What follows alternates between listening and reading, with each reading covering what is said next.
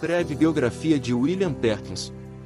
William Perkins, filho de Thomas e de Hannah Perkins, nasceu em 1558 na vila de Marston Geabet, e morreu no ano de 1602, pouco antes do fim do reinado da Rainha Elizabeth.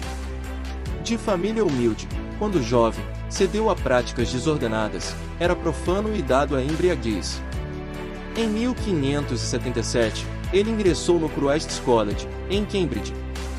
Ele obteve um grau de bacharel em 1581 e um de mestre em 1584. Enquanto estudante, Perkins experimentou uma extraordinária conversão, que provavelmente começou quando ouviu de forma casual na rua uma mulher repreender o seu filho desobediente fazendo alusão ao beberrão Perkins. Esse incidente humilhou tanto Perkins que ele abandonou seus maus caminhos e fugiu para Cristo em busca da salvação. Renunciou ao estudo de matemática e a seu fascínio pela magia negra e pelo ocultismo, e se dedicou à teologia.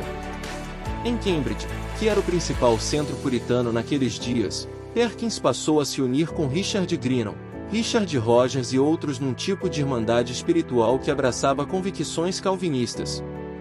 Perkins serviu como exímio pregador, professor e conselheiro no Christ's College em grande parte de sua vida.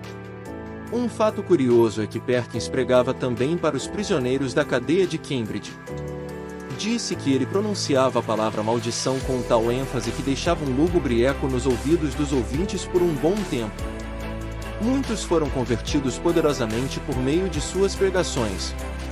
Em um desses episódios, disse que, antes da execução de um prisioneiro angustiado, ele o chama para uma oração. Quando o prisioneiro desceu, os dois se ajoelharam juntos, dando as mãos, e Perkins elevou uma oração tão eficaz de confissão de pecados, que fez o pobre prisioneiro explodir em abundantes lágrimas. Convicto que o prisioneiro foi levado abaixo, até as portas do inferno, Perkins mostrou-lhe o Evangelho em oração.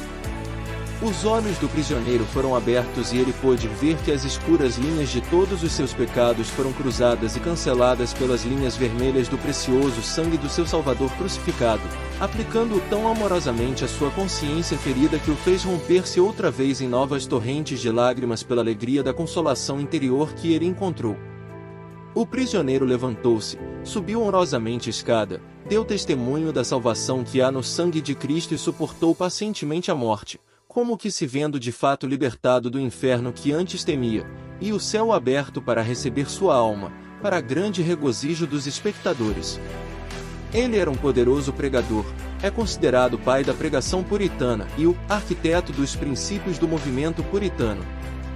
Seus sermões eram tão simples, claros e profundos, que se diz, sua igreja era constituída da universidade da cidade, o erudito não poderia encontrar sermões mais instrutivos, os homens da cidade não poderiam encontrar sermões mais simples. O que é mais importante, disse que ele vivia os seus sermões. Além de pregador, era pastor e teólogo. Escreveu muitas obras importantes que, após a sua morte, vendiam, na Inglaterra, mais que os escritos de Calvino, Beza e Bullinger juntos. De fato, ele moldou a piedade de toda uma nação.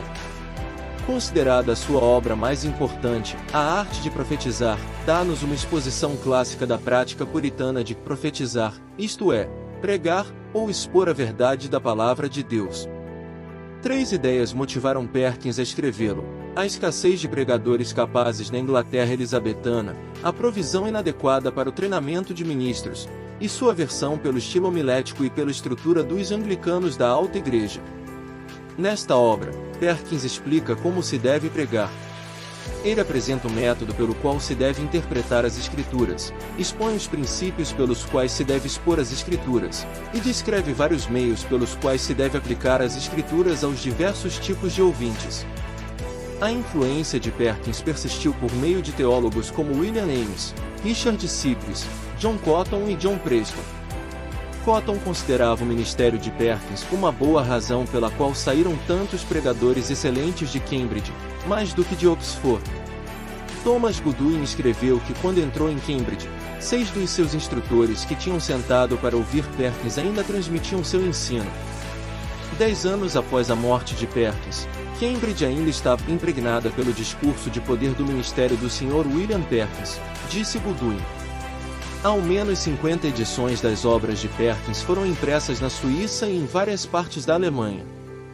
Seus escritos foram traduzidos também para o espanhol, o francês, o italiano, o gaélico, o galês, o húngaro e o tcheco.